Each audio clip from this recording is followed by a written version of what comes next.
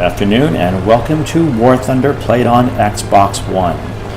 This week the news in Xbox One is that they have allowed finally keyboard and mouse controls for flights so the Xbox players can emulate what the PC players have been doing for a while.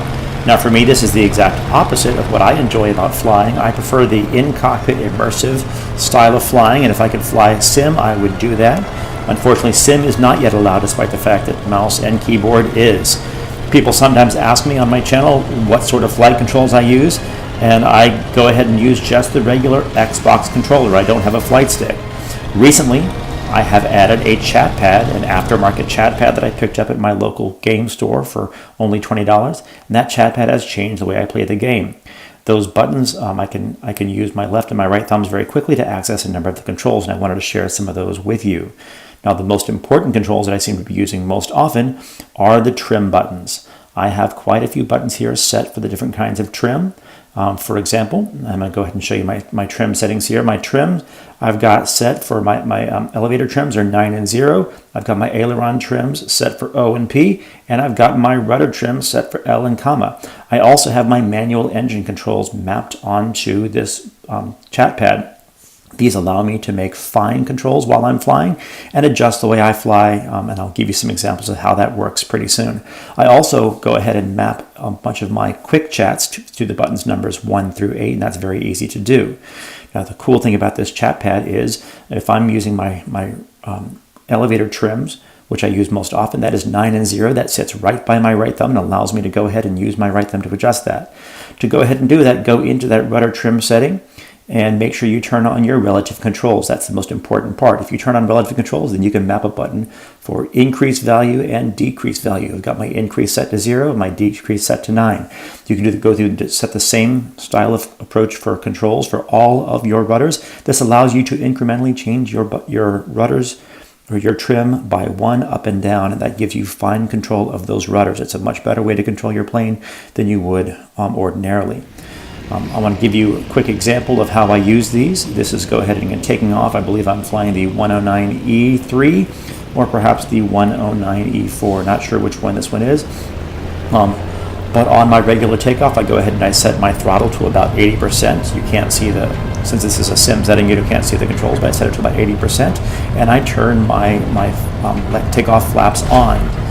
I find if I go too much faster, I tend to lurch to the right. Now, as soon as I get my wheels in the air, I go ahead and turn off my wheels. I go ahead and stow my wheels, and I go ahead and turn off the elevator.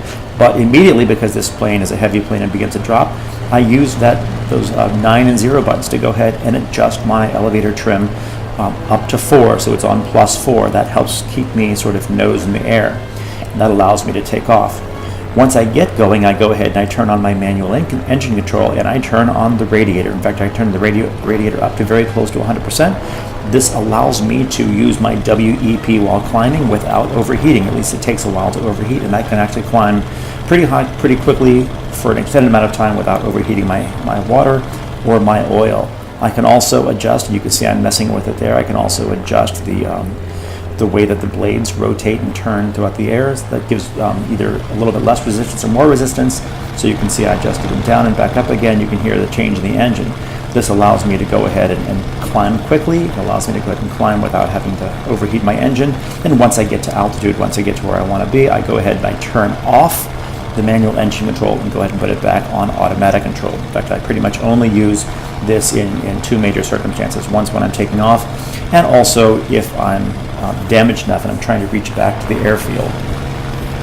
So you can see very quickly there, I have made an adjustment. You can see in this combat element here, I go ahead and also use my trim to adjust for fine control on approaches to planes. Since I have it kind of set high, I do find that helps me sort of avoid dipping, but I notice as I'm speeding up and approaching a plane, then I tend to climb a little bit faster than I want, so you'll often see me then adjust my trim down, usually -1, -2, -3, allowing me to keep my nose on the enemy plane. Third situation that I go ahead and I use these controls in, this was from an offline custom battle, or actually an online custom sim style battle. I had taken a lot of damage and I was afraid my plane was not going to make it back to the airfield. And so you can see the engine goes off here. I go to my manual engine control, and I go ahead and feather my engines. I've got the feathering control set to F. That allows me to turn those engine blades sort of perpendicular with the air, and it creates less drag. They're not really spinning here because my engine is dead, so that may have been a useful ploy. At this point, I realized I'm not going to make it to the airfield, and so it's just a little bit too far away, and I'm losing too much energy, and I begin to drop. Now, I actually enjoy flying in such a way that it's not just a game to me. I like the immersiveness. So if I'm about to die, if I'm not going to make it back to the airfield, I will still do what I can to try to land in a safe place. There goes my engine. So when that engine goes, my nose begins to drop, and I'm searching for a nice place to land. I've picked out a little path up ahead of me. You'll notice that I begin to use trim to raise my nose a little bit. I just keep using that trim to raise up a little bit. I go ahead and drop my wheels, and that's going to cause my nose to go down a little bit more. So as I'm finally hitting the approach, you can see that my plane is dropping faster than I want. My nose is dropping faster than I want. So I just slam my thumb on that 0 key that raises my trim and my elevator trim, and it begins to allow me to go ahead and level the plane out a little bit. And despite the fact that I have very little control here, I'm able to put down in a field using that trim. That same approach is great if I'm diving and I'm about to hit the ground. I can really slam on that trim and help me rise out of a steep dive a little bit quicker than I ordinarily would, and then slam my thumb back in that 9 to lower that trim again. These controls combined with my regular sets of controls, and I'll try to put a link in the video down below, but these controls are my next layer of doing excellent flying, or at least decent enough flying, using a sim style control, but I have a feeling these would work even if you prefer fly in third person. Cheers, see you guys next time.